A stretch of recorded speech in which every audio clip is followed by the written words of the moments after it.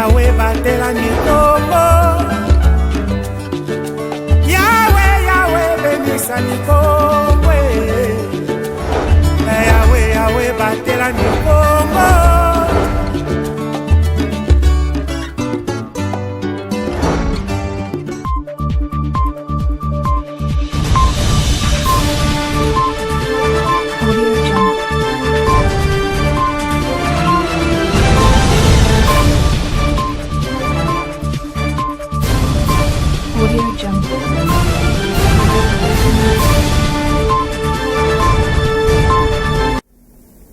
C'est l'heure de vous informer, messieurs et dames. Bienvenue à cette édition du journal.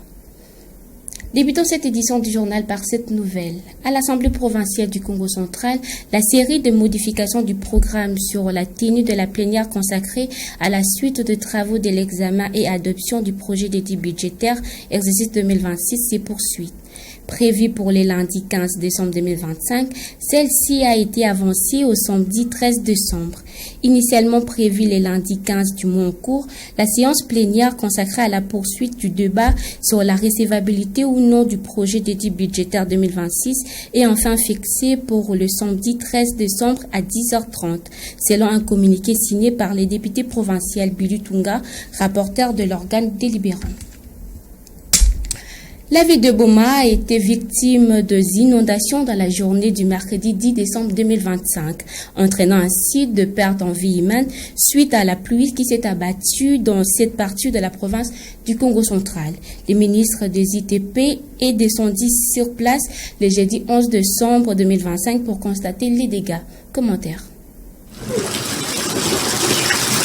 La pluie torrentielle qui s'est abattue sur la ville de Boma, dans le Congo central, a causé d'importants dégâts matériels. Tombée dans la journée du mercredi 10 décembre 2025, elle a plongé la ville dans la désolation. On déplore plusieurs morts, de maisons inondées et effondrées et une population choquée. Dans une vidéo devenue virale sur les réseaux sociaux, on aperçoit un homme qui est resté accroché sur un pylône qui lui servait comme abri après l'affaissement causé par le courant d'eau secouru de justesse par un militaire de la force navale. Plusieurs habitants sont désormais sous les eaux. Les sinistrés se sont exprimés pour solliciter le soutien des autorités.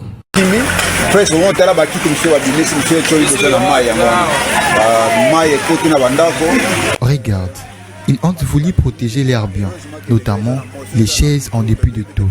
Quelques pièces ont été emportées par des eaux. Des maisons ont été inondées. Heureusement que c'était la journée. Si c'était la nuit, ça allait être préoccupant. Nous demandons à l'État congolais d'intervenir.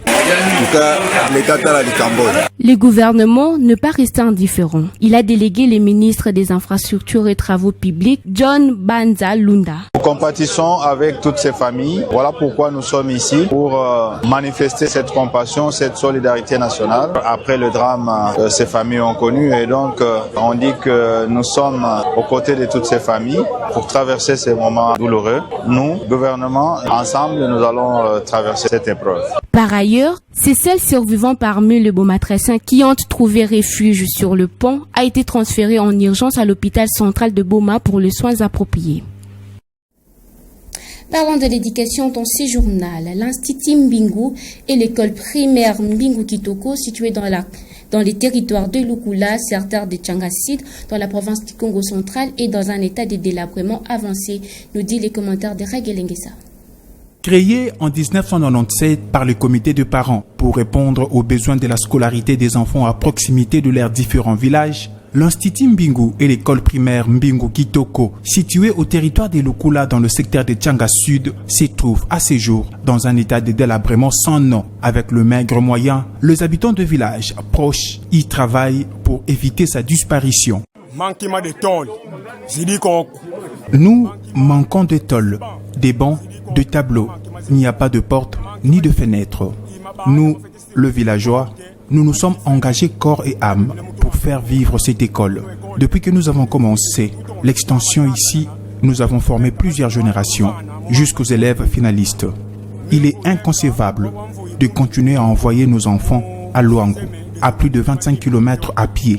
Cette école est notre combat. Nous ne voulons pas qu'elle ferme.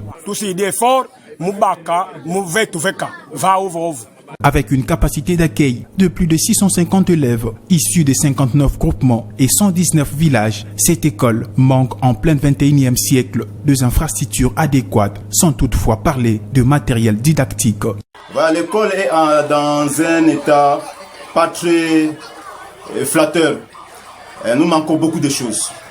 Vous savez, ici c'est une extension de notre école qui est en bas, mais nous avons encore beaucoup à faire ici. Les comités de parents tirent la sonnette d'alarme et lancent un appel aux autorités compétentes, aux ONG et aux personnes de bonne volonté pour venir en aide cette école en voie de disparition. Autre chose dans ce journal, le président de la République, Félix Tshisekedi, a présidé la 4e réunion restreinte du gouvernement le jeudi 11 décembre 2025 dans la ville-province de Kinshasa. La situation sécuritaire qui prévaut actuellement dans la ville d'Uvira était au centre des échanges, nous dit Pacifique Manda. La situation sécuritaire devient de plus en plus préoccupante dans l'est de la République démocratique du Congo, conformément à l'article 54 de l'ordonnance 24/88 du 11 octobre 2024 portant organisation et fonctionnement du gouvernement, modalités de collaboration entre le président de la République, les gouvernements ainsi qu'entre les membres du gouvernement. Le président de la République, Félix-Antoine Tshisekedi Tshilombo, a présidé la 4e réunion restreinte du gouvernement le jeudi 11 décembre 2025 à la Cité de l'Union africaine dans la ville-province de Kinshasa. Ces assises ont connu la présence de la première ministre Judith Suminwa, le ministre d'État en charge de la justice Guillaume Ngefa, le vice-premier ministre en charge de la défense sans être exhaustive.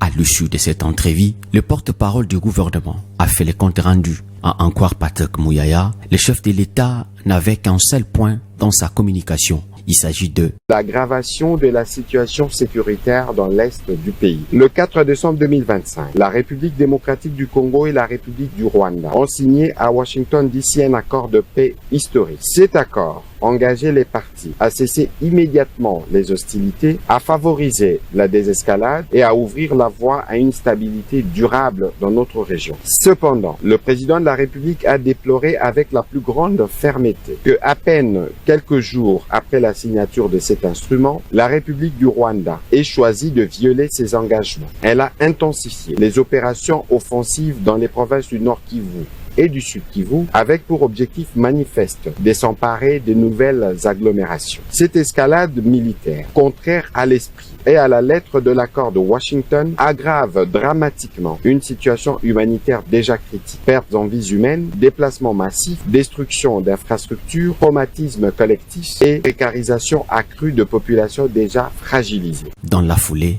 les premiers citoyens du pays a donné des instructions aux parties prenantes pour une issue. Face à cette nouvelle provocation, le président de la République en a appelé à la responsabilité et à la vigilance de toutes les institutions de la République. Il a invité le gouvernement, sous la coordination de Madame la Première ministre, à travers le vice-premier ministre, ministre de l'Intérieur, Sécurité et Décentralisation, ainsi que le vice-premier ministre, ministre de la Défense nationale et ancien combattant, à demeurer pleinement mobilisés. Il a également invité l'ensemble de nos forces de défense et de sécurité à maintenir le niveau d'alerte requis pour faire face à cette énième agression et protéger l'intégrité territoriale de notre pays. Rappelons par ailleurs qu'une réunion interinstitutionnelle sera convoquée dans un avenir proche. Dans ce même angle d'idées, plusieurs Congolais se sont exprimés face à cette situation préoccupante dans l'est de la RDC, précisément dans la ville d'Uvira, au site Kivu. Les coordonnateurs généraux de la société civile de la RDC, SCRDC, Christophe Ngoyi Mutamba, demandent au chef de l'État de donner l'ordre pour attaquer le Rwanda. De son côté, le député national Willy Mishiki reste optimiste. Il a promis la reprise de la ville d'Uvira. Je vous propose de les suivre tour à tour. Aujourd'hui, il n'y a plus rien à prouver. Nous avons tout fait. Le monde entier en est conscient. Et maintenant, il faut attaquer le Rwanda. Monsieur le Président de la République, prenez votre courage en main. Maintenant, là, ordonnez une attaque sur le Rwanda. Dès qu'ils seront privés de la base arrière, ceux qui sont déjà entrés chez nous, on va les mater, on va complètement les détruire. C'est ça la seule stratégie qui nous reste. Et là, le peuple congolais est derrière vous, Monsieur le Président. Déclarez la guerre au Rwanda, le peuple congolais est derrière vous. Nous sommes prêts à aller combattre. Excellence Donald Trump, pourvu que vous preniez vos responsabilités. Vous ne pouvez pas arriver à organiser tout ce que vous avez fait là, je mets même mon mandat parlementaire en jeu. Je vous donne à partir d'aujourd'hui 3 semaines au maximum. Uvira, pas seulement Uvira cité, mais le territoire d'Uvira sera récupéré par les forces armées.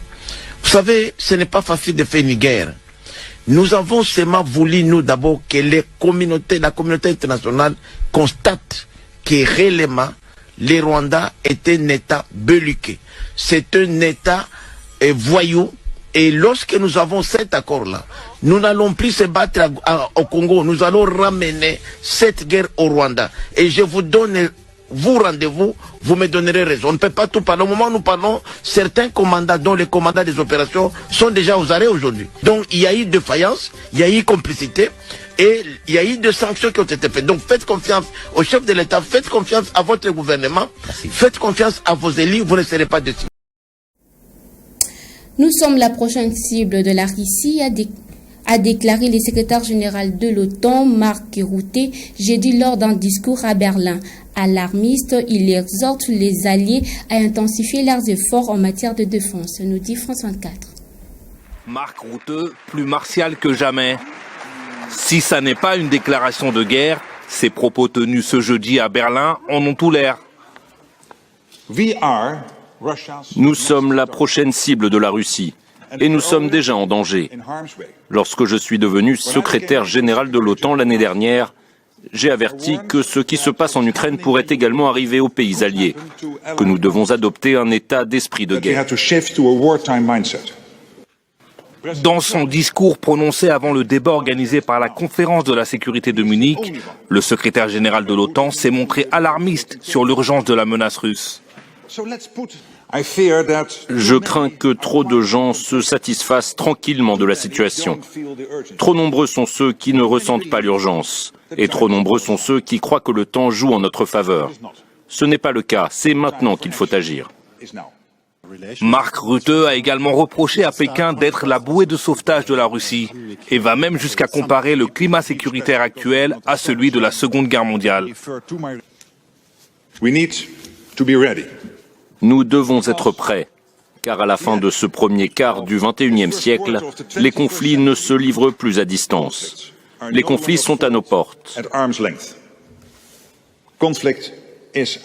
La Russie a ramené la guerre en Europe, et nous devons nous préparer à une guerre d'une ampleur comparable à celle qu'ont connue nos grands-parents et nos arrière-grands-parents. Un discours choc, comme pour alerter les Alliés à intensifier leurs efforts en matière de défense et prévenir une guerre menée par la Russie. C'est la fin de cette édition du journal, mais c'était d'un point de vue de nos programmes.